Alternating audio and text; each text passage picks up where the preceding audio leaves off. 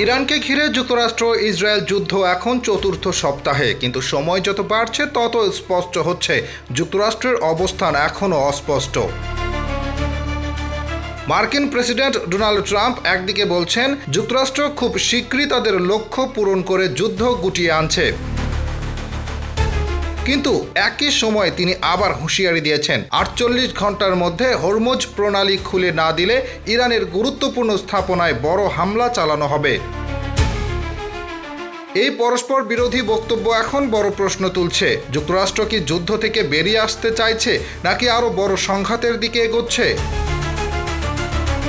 ইরানও পাল্টা শক্ত অবস্থান নিয়েছে। টানা হামলার মধ্যেও তারা প্রতিরোধ চালিয়ে যাচ্ছে, এমনকি হরমুজ প্রণালী কার্যত নিয়ন্ত্রণে এনে বিশ্ববাজারে চাপ তৈরি করেছে।